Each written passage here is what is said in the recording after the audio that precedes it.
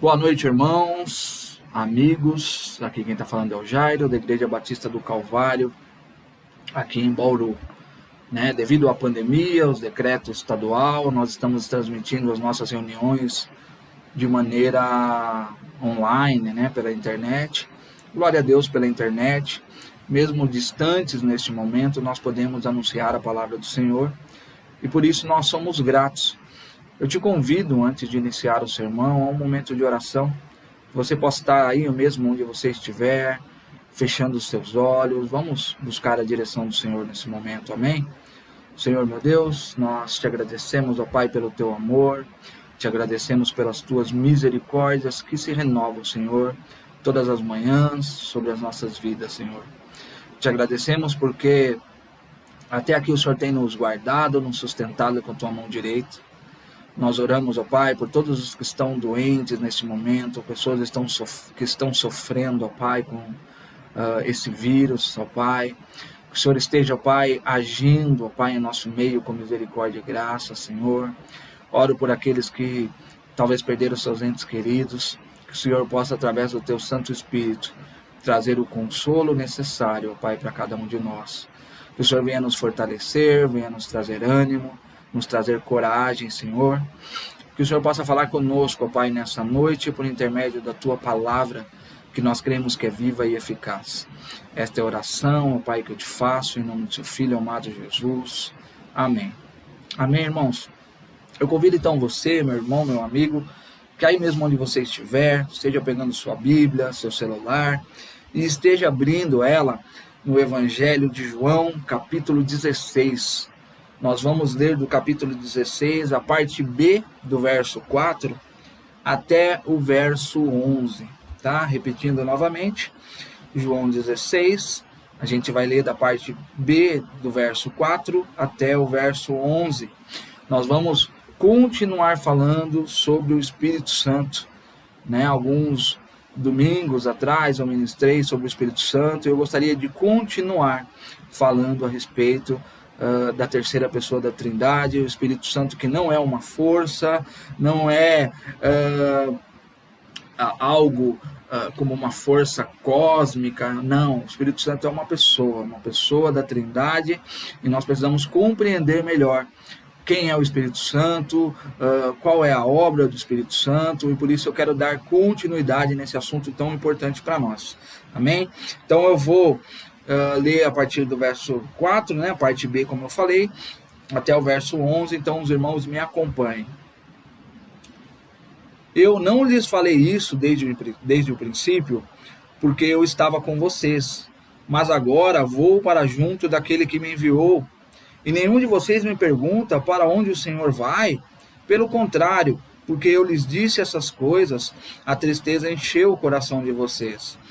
Mas eu lhes digo a verdade, é melhor para vocês que eu vá, porque se eu não for, o Consolador não virá para vocês, mas se eu for, eu o enviarei a vocês. Quando ele vier, convencerá o mundo do pecado, da justiça e do juízo. Do pecado, porque eles não creem em mim. Da justiça, porque eu vou para o Pai, e vocês não me verão mais. Do juízo, porque o príncipe deste mundo já está julgado. Amém? Amém, irmãos? Irmãos, antes de nos aprofundarmos um pouco mais nesse trecho que acabamos de ler, eu gostaria de compartilhar com vocês uma história de um homem, de um médico, um doutor norte-americano, chamado Greg Lerman, tá?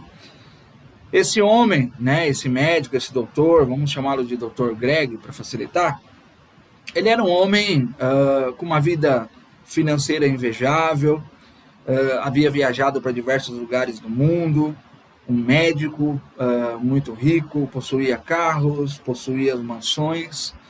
Mas apesar de tudo que o Dr. Greg possuía, e só lembrando aqui que é uma história real, é uma história verídica, esse doutor ele se sentia infeliz. Ele, mesmo com tudo que ele possuía, ele se sentia insatisfeito. Apesar da sua ótima profissão, de um bom salário, ele se sentia frustrado, E esse sentimento tornava então o Dr. Greg uma pessoa amarga. Ele muitas vezes queria descontar as suas frustrações nas outras pessoas. A própria esposa do Dr. Greg, Dona Ruth, né? Ela disse que ele era alguém com um pavio curto. Ele era uma pessoa arrogante. Esse Greg, Dr. Greg, ele era um ateu. Ele não acreditava em Deus. E ao redor da sua casa, ele possuía alguns vizinhos que eram cristãos, e isso, de certa forma, o deixava irritado. Ele não tolerava os cristãos. Ele achava os cristãos hipócritas. E tanto era a frustração desse doutor com a sua vida por não se sentir satisfeito, e o incômodo que ele sentia com a alegria das outras pessoas, o Dr. Greg chegou a um determinado momento a começar a ler a Bíblia Sagrada simplesmente com o intuito de confrontar os seus vizinhos cristãos, como uma forma de talvez conseguir comprovar que aquilo que eles viviam era uma farsa, que a Bíblia era uma farsa. Então ele começa a fazer a leitura da Bíblia com esse intuito. Mas acontece que, de acordo com o Dr. Greg Lehman, ele vai lendo a palavra de Deus, de alguma forma ele vai sendo impactado por aquilo que ele vai lendo. Os textos bíblicos vão mexendo com ele. Ele começa a se vislumbrar com a história de Paulo, que era um grande perseguidor da igreja, alguém que, a primeiro momento, negava que o Cristo era o Filho de Deus. E ele começa a ficar intrigado com aquilo que ele está lendo. Ele ainda não consegue compreender, ele ainda não tem uma fé de que a Bíblia é realmente a palavra de Deus, mas ele começa a perceber que a Bíblia ela não é um livro qualquer. Tanto é que ele passa a estudar livros que questionam a veracidade da Bíblia. Ele começa a estudar outras doutrinas, outros livros que vão tentar descreditar ou tirar o crédito da palavra de Deus. E conforme ele vai lendo esses outros livros, ele vai percebendo que, de alguma forma, nenhum argumento que tentava desacreditar a Bíblia se mantinha. E ele começa a perceber que há algo diferente na Bíblia. Ele começa, de certa forma, a acreditar. O que eu quero dizer aqui? Que algo estava acontecendo dentro do doutor. Algo estava acontecendo com ele. Algo estava transformando a pessoa dele. E ele ainda não tinha uma fé em Cristo, na palavra de Deus, mas alguma coisa estava acontecendo. E pouco tempo depois, ele, atendendo no seu consultório médico, antes de terminar a sua consulta, então ele faz uma pergunta que é praxe do seu atendimento para o seu paciente, aonde ele pergunta para o seu paciente: ei, você entendeu tudo que foi dito? Você tem alguma dúvida? Você tem alguma pergunta a me fazer? E então o paciente do Dr. Greg olha nos olhos dele e diz: eu tenho uma pergunta. E a minha pergunta é: você já reconheceu o Senhor Jesus Cristo como seu salvador pessoal? Irmãos, isso foi algo tão forte para o Dr. Greg que ele chegou a desmaiar nesse momento. Ele desmaiou literalmente, tá? E quando ele acordou, ele saiu correndo da sala e envergonhado. E durante a semana ele ficou pensando sobre o que tinha acontecido. O que aquela leitura da palavra de Deus tinha causado dentro dele, e o que aquela pergunta daquele paciente, como aquilo mexeu com ele. E então o Dr. Greg dobra os seus joelhos e sozinho na sua casa, ele então ora ao Senhor Jesus, reconhecendo que Jesus é o Filho de Deus, que a Bíblia é a palavra de Deus, e ele ali naquele momento sozinho na sua casa, ele então aceita Cristo como Salvador. E eu queria ler para vocês algumas frases do Dr. Greg após esse episódio, e ele diz o seguinte: desde o dia em que fui salvo, nunca mais me senti sozinho, nunca mais me senti vazio, e nunca mais me senti Ou melhor, ele nunca mais sentia aquele descontentamento e coisas do tipo. Em um outro momento, ele disse o seguinte: em qualquer outra religião, é o homem que procura o seu Deus. Mas no cristianismo, é Deus quem procura o homem. O verdadeiro teste do cristianismo é quando você clama por Deus. Ele não vai só perdoar nossos pecados, mas também se revela a nós, para que saibamos que Ele é real. Essa é a grande diferença. Frases do Dr. Greg. E por que eu estou contando essa história? Porque eu gostaria que você, meu irmão, meu amigo, refletisse junto comigo. O que é que faz um homem que não acredita em Deus ler sozinho a Bíblia na sua casa e essa pessoa ser transformada pela palavra de Deus? O que é que faz os homens no mundo inteiro, durante séculos, serem impactados pela história de um homem que foi crucificado como um criminoso, foi crucificado na cruz há mais de 2000 anos? Que poder é esse que é capaz de transformar as pessoas? Que poder é esse que é capaz de convencer as pessoas do pecado e fazê-las crer em Cristo Jesus? O texto que nós lemos no início fala justamente desse poder do Espírito Santo de Deus, que continua convencendo as pessoas, que continua quebrantando os corações e convencendo as pessoas a respeito do Evangelho de Cristo, a respeito do Messias, do Cristo Salvador. Continua convencendo o homem do pecado, da justiça e do juízo. Esse é um dos papéis do Espírito Santo. Esse é um dos papéis do Espírito Santo e é sobre ele que eu quero compartilhar com você nessa noite, e que o Espírito Santo já esteja, a partir deste momento, tocando aí no seu coração, te convencendo do pecado, da justiça, do juízo, que ele possa estar trabalhando no seu coração aí nesse momento. Então, antes de voltarmos ainda para o nosso texto, eu queria só compartilhar, com os irmãos aquilo que nós já falamos alguns domingos atrás a respeito do Espírito Santo. Nós pregamos algumas semanas atrás a respeito do capítulo 14 de João, onde nós vimos o Espírito Santo como um conselheiro, o paracleto, o conselheiro. Nós vimos que essa palavra que deu origem, que no português nós chamamos conselheiro, essa palavra no grego, ela tem um sentido muito mais denso, muito mais pesado, e a tradução dessa palavra, infelizmente, para o nosso idioma, não traz o sentido total ao qual o apóstolo João teve quando escreveu o Evangelho. A gente viu que essa palavra, ela era usada não só para descrever alguém como consolador, mas essa palavra ela era utilizada com o sentido de alguém a quem ajuda. Nós vimos que muitas vezes essa palavra ela era utilizada para uma testemunha no tribunal.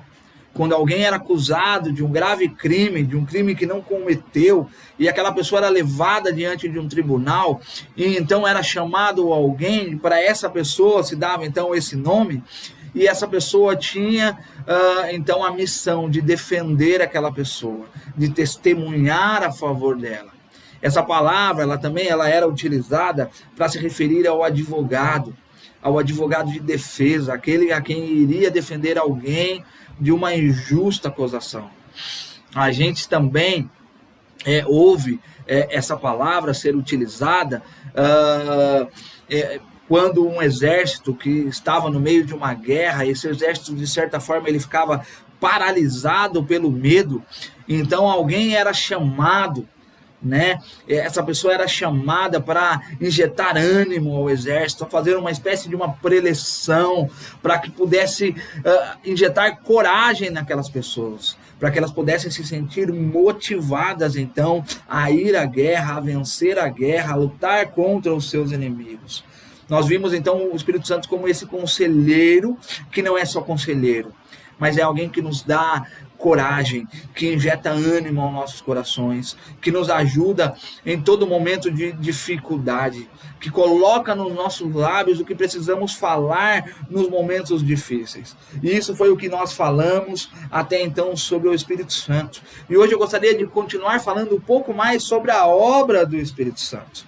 Então eu convido você novamente a ler comigo o verso 4, que vai dizer o seguinte, né, a parte B do verso 4.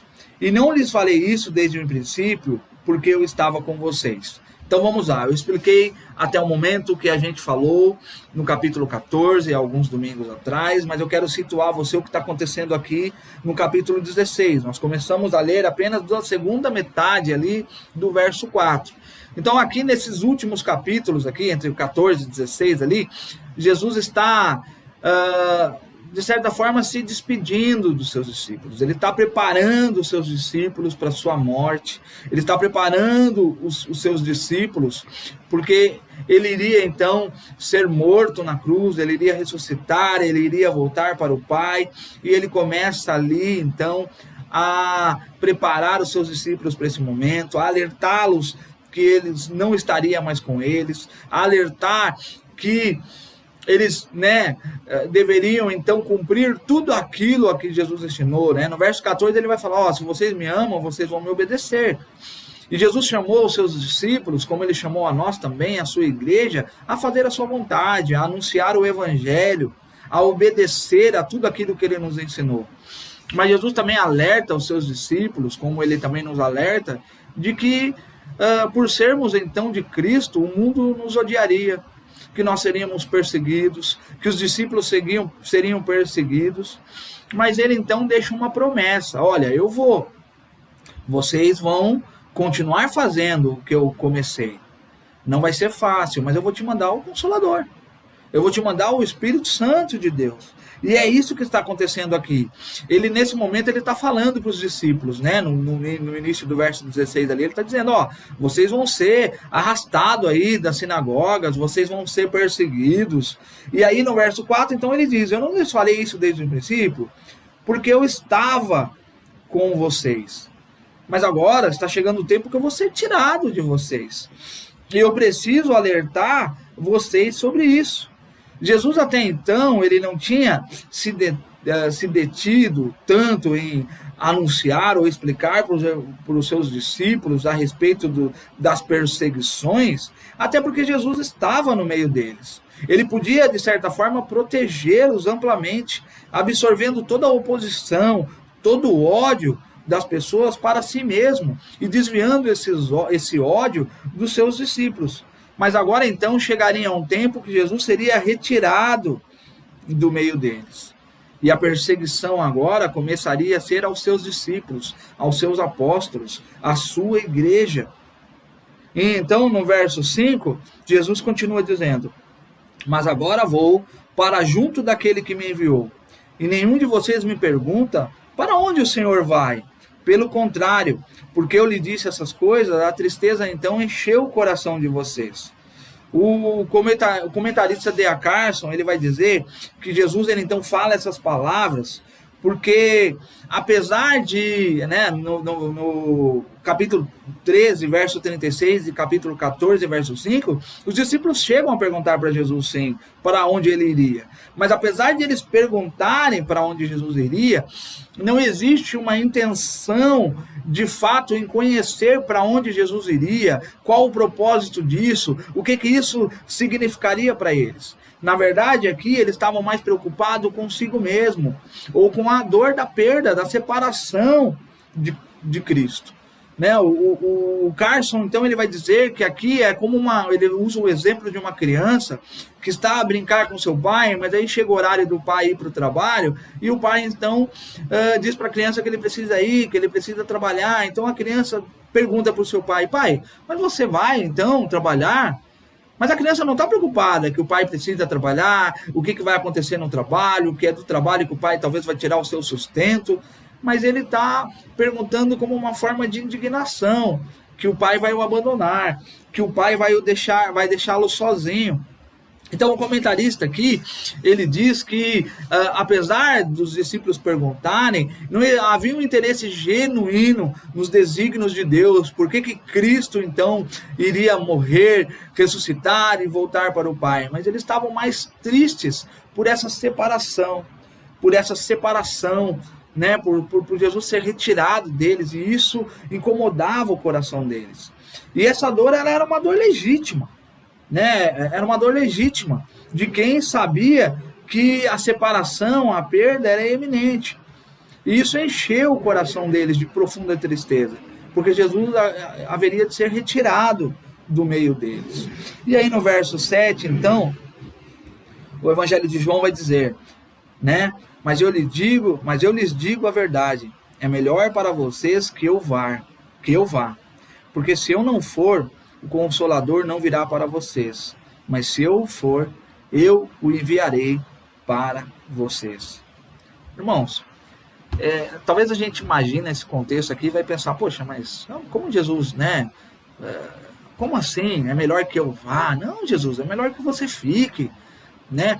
Mas será que Jesus mentiu? Não, Jesus não mentiu. Era melhor realmente que ele fosse, né? Era melhor que ele realmente que ele fosse. Apesar dos discípulos, naquele momento, talvez não conseguirem compreender o que Cristo estava querendo dizer, o que Cristo estava querendo dizer é que enquanto ele estivesse ali, de forma corporal, de forma física, ele não podia acompanhá-los todos ao mesmo tempo, em todas as partes. Ele estaria condicionado a alguns limites físicos. Mas quando ele viesse em Espírito, então o Senhor poderia estar com todos eles em todo momento, poderia levá-los a toda parte. O Espírito Santo então poderia chegar a mentes e corações, converter homens do mundo inteiro. Ali naquele cenário, Jesus estava a caminhar e Jesus ia para uma cidade, ia para outra e anunciava, e a multidão ia onde Jesus estava, se espremiam, muitos não conseguiam chegar até eles. Você lembra do exemplo do amigo lá, coxo, que é descido pelos telhados da casa, porque eles precisavam chegar próximo de Jesus, e isso nem sempre era fácil, era difícil, era uma multidão. Por quê? Porque Jesus, no corpo físico, ele estava, de certa forma, preso ali a limites de tempo e espaço. Mas Jesus está dizendo para os seus discípulos, é necessário que eu vá, porque se eu não for, ele não vem. E é melhor que eu vá, então, para que ele venha. Porque esse Espírito agora, ele não vai se limitar a tempo e espaço. Ele vai poder estar com todos vocês ao mesmo tempo, em lugares diferentes, em países diferentes. O Espírito Santo está aqui agora, falando ao meu coração aqui de casa, ao seu coração aí onde você está. Irmãos do mundo inteiro estão nesse momento também sob a influência do Espírito Santo em outros lugares. Não há limite, não há limitação de tempo, de espaço, de distância. Não há limitação geográfica para o agir do Espírito Santo de Deus. É isso que Jesus então está dizendo a esses homens. E aqui lembrando a história que eu contei no início do Dr. Greg. O Dr. Greg estava sozinho na sua casa, ele não teve ali alguém, um homem, uma pessoa, um pastor, que abrisse as escrituras para ele e fosse explicando versículo por versículo. Mas o Espírito Santo de Deus, a qual não há nenhum limite de tempo e espaço, estava ali juntamente com ele, quando ele lia as Escrituras Sagradas, e esse homem, então, ele recebia o agir do Espírito Santo, e ele era transformado e convencido por esse Espírito Santo. É isso que Jesus está dizendo aos seus discípulos aqui. É esse mesmo Espírito Santo que cumpre a sua promessa, a promessa que o próprio Jesus fez em Mateus 28:20. Eis que estarei convosco todos os dias até a consumação dos séculos. E como Jesus está conosco todos os dias? Como é que Jesus está comigo aqui, está com meu irmão lá no Japão, com meu irmão na África, com meu irmão na Alemanha, com meu irmão em Pernambuco, meu irmão em Manaus, meu irmão que talvez está doente no leito de hospital agora com Covid. Não há limite para o Espírito Santo, para o agir do Espírito Santo. E ele está, então, nesse momento, em todos os lugares, agindo, né, convencendo as pessoas do pecado, da justiça, do juízo, santificando as pessoas. É isso que Jesus está dizendo aos seus discípulos nesse momento. É necessário que eu vá para que ele venha, é melhor que eu vá para que ele venha. O Espírito Santo, ele é uma companhia ininterrupta aos homens.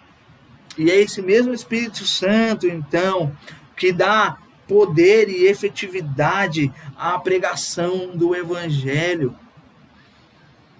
Então, ali, enquanto Jesus estava com aqueles discípulos, Jesus fazia milagres, e Jesus fazia grandes coisas, e as pessoas, elas eram, de certa forma, atraídas por aquilo que Jesus fazia, até porque o Espírito Santo, né, de Deus também habitava em Cristo Jesus. Mas agora, caberia então aos seus discípulos a pregarem o Evangelho, a anunciarem o Evangelho. Então Jesus promete esse Espírito que iria então dar poder e efetividade para que aqueles homens pregassem o Evangelho, como a gente tem visto na Escola Bíblica Dominical em nossa igreja, no livro de Atos, e a gente vê o agir do Espírito Santo por intermédio dos apóstolos. E nós vemos isso hoje em dia também, o agir do Espírito Santo através da sua igreja, através da pregação do Evangelho, através da mensagem do Evangelho. É isso que Jesus está anunciando aos seus discípulos. Ei, eu vou ser tirado de vocês. Não vai ser fácil. Vocês vão ser perseguidos, arrastados das sinagogas, levados a tribunais. Vocês vão ser mortos. Mas ei, eu vou mandar o Espírito Consolador. É necessário que eu vá para que ele venha. Porque esse Espírito, para ele não vai haver limitação de tempo e espaço. Ele vai estar em todos os lugares ao mesmo tempo. Ele vai agir na mente e nos corações. É isso que Jesus está dizendo. Irmão, esse Espírito agora, ele está tanto aqui comigo, com a minha família, como ele está aí com você também, trabalhando no seu coração, para que essa mensagem possa ser enxertada no seu coração, para que ela possa fazer sentido no seu coração e na sua mente. É isso que Jesus está dizendo aos seus discípulos. O verso 8, então, Jesus vai dizer: quando ele vier, convencerá o mundo do pecado, da justiça e do juízo. Do pecado, porque eles não creem em mim. Da justiça, porque eu vou para o Pai e vocês não me verão mais. E do juízo, porque o príncipe deste mundo já está julgado. Irmãos, nós falamos, né, tanto no último sermão que eu ministrei, quanto agora no início, que a ideia da palavra conselheiro, que está escrita lá no verso 4, ela é muito mais densa do que a tradução nos permite entender. E a mesma coisa nós podemos dizer da palavra convencerá. Ela é uma palavra muito mais densa no grego do que na sua tradução para o português. Nós perdemos muitas vezes um pouco da profundidade de alguns textos quando nós traduzimos ele para o nosso idioma. Essa palavra no grego, ela era comumente usada no interrogatório. Ela tinha dois tipos de entendimentos diferentes. Ela podia ser tanto entendida como uma declaração de alguém que é declarado culpado, como uma ideia de condenação, onde você é declarado culpado, você é culpado, você é sentenciado como culpado. Então ela tinha tanto essa ideia de declarar, né, no sentido de condenar alguém a respeito de algum crime que cometeu ou de algum pecado que cometeu, mas ela também tinha essa ideia de convencer o homem do seu estado de culpa. Então, quando nós entendemos talvez a palavra somente no ato do convencimento, nós não podemos nos deter num convencimento simplesmente intelectual. Olha, você é pecador, né? Eu declaro você pecador, você é culpado. Mas essa palavra, ela tem também essa ideia do convencimento, de alguém que entendeu a sua condição, e isso lhe causa uma terrível convicção do pecado. Não é simplesmente a condenação no sentido de que, a partir deste momento você é declarado culpado, mas é também num convencimento. Num convencimento que nos traz uma convicção terrível do nosso pecado. É algo que traz um peso, uma consciência à nossa mente, ao nosso coração, da nossa real situação, da nossa necessidade. E aqui vale a pena dizer, irmão, que a obra de Cristo na cruz, a obra de Cristo, a sua pregação, a sua morte na cruz, isso evidencia a maldade do mundo. Então, Cristo ao pregar, Cristo ao cumprir a sua obra, o seu ministério, ele então é pregado, ele é colocado na cruz, ele é crucificado como um criminoso. Ele foi crucificado, que era naquela época a condenação para os piores crimes que existiam. Ele morreu como o pior criminoso. E a obra de Cristo, ela, apesar de nos proporcionar salvação por intermédio do seu sacrifício, ela também evidencia a maldade do mundo, a nossa maldade, a nossa justiça torta, aonde nós crucificamos e matamos, aonde o nosso pecado crucificou e matou o justo de Deus. Então esse é o papel aqui do Espírito Santo, de evidenciar, de declarar que nós somos culpados, mas também nos convencer do nosso estado, da nossa condição de pecador, a nossa condição atual.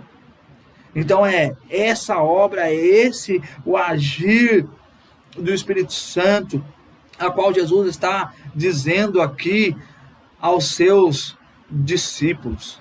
É esse o agir do Espírito Santo que Jesus está dizendo aqui aos seus discípulos. Olha, ele vai convencer, ele vai mostrar para vocês a real situação a qual vocês vivem. Ele vai convencer vocês do seu estado pecaminoso. Ele vai convencer vocês do pecado, da justiça e do juízo. É isso então que o Espírito Santo vai fazer. É essa então a obra do Espírito Santo. Ele vai convencer, ele vai declarar então que o mundo é culpado do seu pecado. Ele vai declarar que o mundo é culpado do seu pecado, como diz então no verso 9, porque eles não creram em mim. Ele vai declarar, o Espírito Santo, ele vai trazer essa convicção ao nosso coração, que nós somos culpados do nosso pecado, porque nós, a primeiro momento, não cremos em Cristo, nós não cremos no seu Evangelho, a primeiro momento nós recusamos a mensagem do Evangelho, nós recusamos que existia um Deus, que o Cristo é o seu Filho Jesus, e essa incredulidade, ela não traz apenas uma condenação, mas ela proporciona uma ignorância quanto à nossa real condição. Todos nós, em algum momento das nossas vidas, mesmo nós que já fomos alcançados pela mensagem do Evangelho, em algum momento da nossa vida, antes de sermos alcançados pelo Evangelho, através do Espírito Santo de Deus, nós rejeitamos ao Cristo. E essa incredulidade não nos fazia perceber a nossa real situação, a nossa real necessidade de Cristo Jesus. E então o Espírito Santo vem para nos declarar culpado. E ele primeiramente faz essa obra no nosso Espírito Santo de nos trazer essa convicção do nosso pecado. E trazendo essa convicção do nosso pecado, ele nos mostra então a nossa real condição. Mas o Espírito Santo também, ele vai nos convencer, ele vai convencer o mundo, ele vai convencer os eleitos de Deus da justiça. Ele vai tanto nos confrontar com a nossa justiça torta, a nossa justiça má, que foi capaz de condenar e matar o justo de Deus, como ele também vai nos convencer de que aquele mesmo Cristo, que teve uma morte como de um criminoso na cruz do Calvário, esse mesmo Cristo, então, ele era o justo de Deus. Ele era o justo de Deus, o Filho de Deus, o justo. O verso 11 diz, o verso 10, perdão, diz: da justiça, porque eu vou para o Pai, e vocês não mais me verão. Então aqui, através desse agir do Espírito Santo, nós vamos compreender que Jesus era o justo de Deus.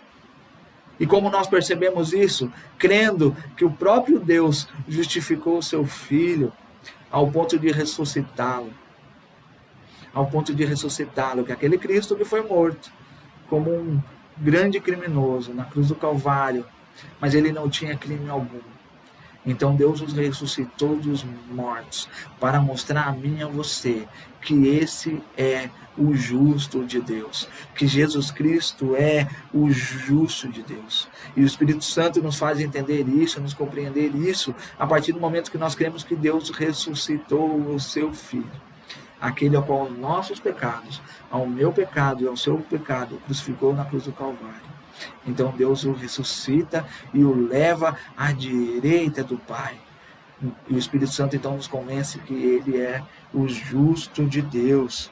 Ele é o justo de Deus. E o verso 11 então vai dizer que o Espírito Santo também nos convence do juízo, porque o príncipe deste mundo já está julgado.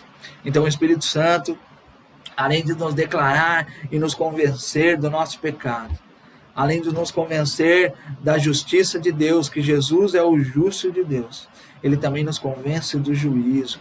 Ou seja, ele nos convence que sobre aquela cruz de Cristo, o mal, o pecado, ele foi condenado, foi julgado e foi derrotado. Que na cruz de Cristo o mal foi derrotado. Ele foi condenado, ele foi derrotado e ele foi julgado.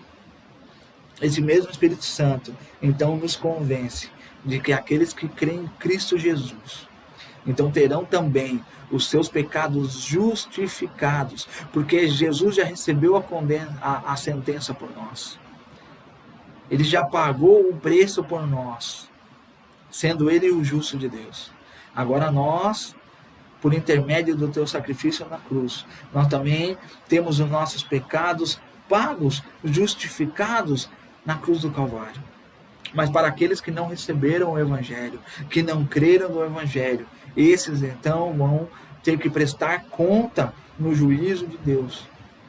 Esses vão ter que prestar conta dos seus próprios pecados quando estiverem frente a frente com Deus.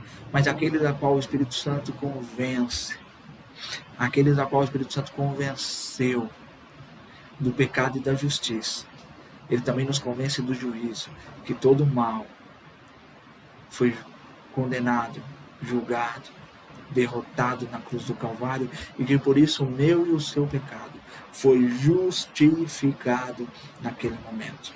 Essa é a grande obra do Espírito Santo, de nos convencer dessa grande obra de Cristo na cruz, de nos convencer, e ele tem feito isso durante séculos.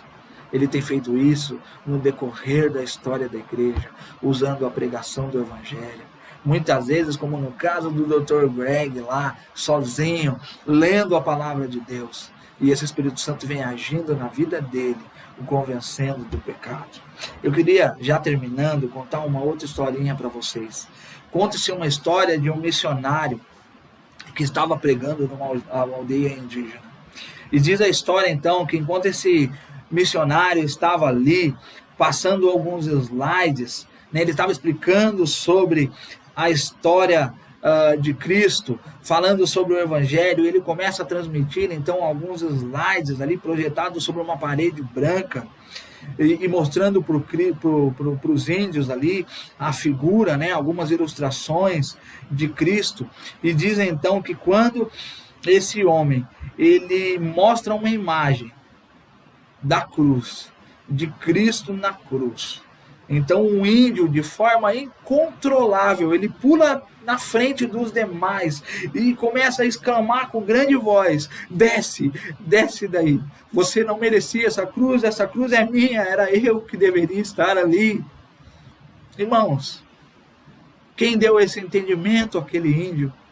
Quem colocou esse entendimento no seu coração? Quem o convenceu de que aquela cruz deveria ser nossa e não de Cristo? Quem o convenceu, aquele índio, do seu pecado e da justiça, de que aquele era o justo de Deus? Quem convenceu esse homem, senão o Espírito Santo de Deus? Quem convenceu a mim e a você, senão o Espírito Santo de Deus? A Bíblia diz que estávamos nós mortos em nossos delitos e pecado. Veja, nós estávamos mortos. Como alguém convence o morto de alguma coisa, senão o Espírito Santo de Deus? É por isso que não é possível para nós, por nós mesmos, nos achegarmos a Cristo, ao Evangelho de Cristo, porque nós estamos mortos, nós estamos em estado de mortidão. E então cabe ao Espírito Santo, e somente Ele, a nos convencer então da nossa real condição, a nos convencer do nosso pecado, da justiça de Deus e do juízo de Deus. Essa é a obra então do Espírito Santo, e é isso que o Espírito Santo tem feito. É isso que o Espírito Santo tem feito na história da igreja, dando poder e eficácia à pregação do Evangelho. Jesus nos chama então como igreja a anunciar o Evangelho. Como nós falamos em João 14, ele vai dizer: quem ama me obedece. E o que Cristo nos pede então? Qual que é a grande comissão da igreja? Qual a grande missão da igreja? Ide por todo mundo, pregai o Evangelho a toda criatura, batizando em nome do Pai, do Filho e do Espírito Santo, ensinando a guardar todas as coisas que eu vos tenho ensinado. Essa é a missão da igreja. Mas é através então do Espírito Santo de Deus que vai usar essa mensagem, essa palavra do Evangelho, para ir transformando os corações. E se é o Espírito Santo que age, esse Espírito Santo ao qual não há barreira física, geográfica, se é Ele que age, então, por que nós não vamos pregar o Evangelho? Qual é o seu medo, então, em anunciar o Evangelho, sabendo que esse Espírito Santo, então, ele age no coração, nas mentes, convencendo o homem do pecado, como ele fez comigo e com você? Espírito Santo de Deus, a palavra do Senhor nessa noite, ela te convida, então, a cumprir a sua parte nessa grande comissão, de ir, de pregar o Evangelho, crendo no poder do Evangelho, crendo no poder do Espírito Santo. Talvez você aí tenha um parente na sua casa, alguém, algum amigo que você está há muito tempo tentando evangelizar, e talvez você já até pendurou as chuteiras, talvez você já até desistiu. E quando nós desistimos de pregar o Evangelho a alguém, nós estamos dizendo nas entrelinhas que nós não acreditamos no poder do Espírito Santo. É o Espírito Santo que convence o homem do pecado, da justiça e do juízo. Então, por isso, nós devemos continuar pregando o Evangelho. E talvez você aí, que está me ouvindo agora, você ainda não entregou a sua vida para Cristo. Você ainda não creu na mensagem do Evangelho. Mas talvez nesse momento aí, esse mesmo Espírito Santo que me convenceu do pecado, esse mesmo Espírito Santo que tem convencido homens no decorrer da história, talvez agora, nesse exato momento aí, ele esteja te convencendo também. Ele esteja quebrantando o seu coração. E ele esteja te convencendo de que aquele que morreu na cruz como um criminoso era o justo de Deus, para pagar o preço pelo meu pecado, pelo seu pecado.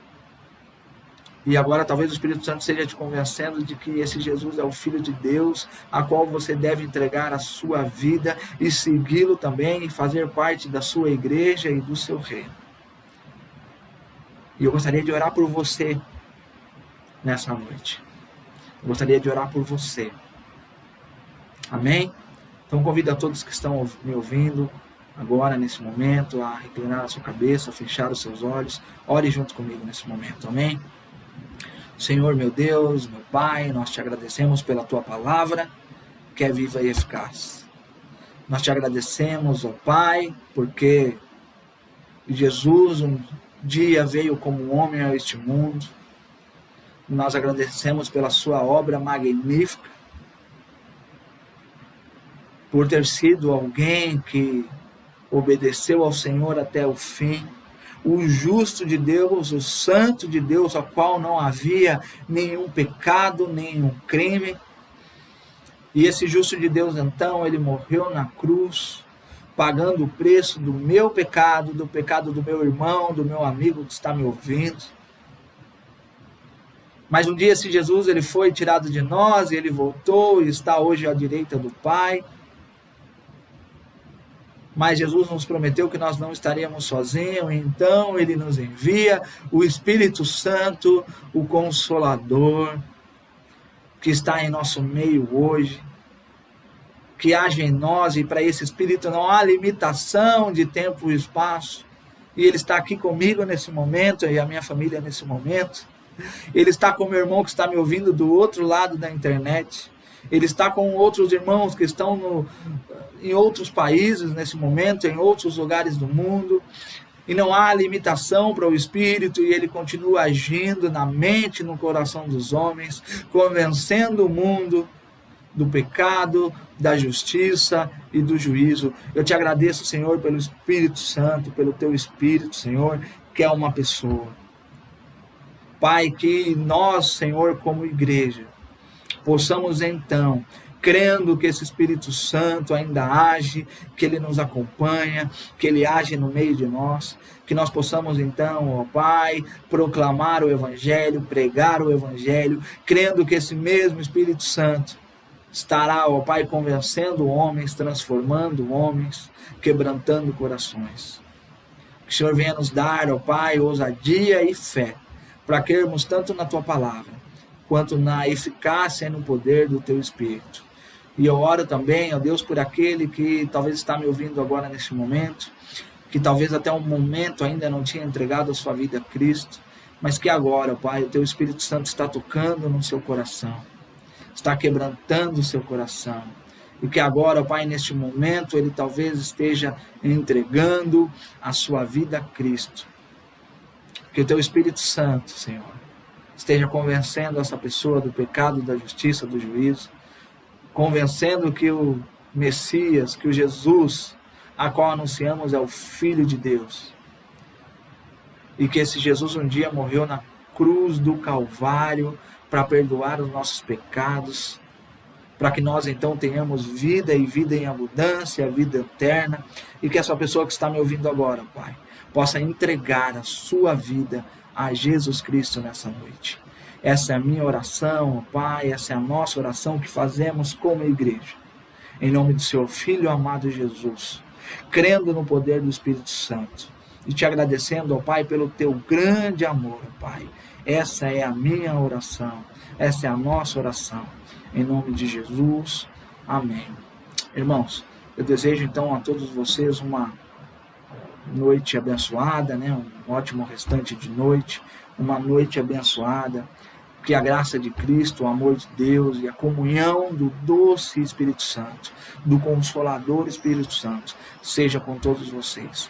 Essa é a minha oração, eu deixo a todos um beijo no coração, um forte abraço, Deus abençoe. Amém?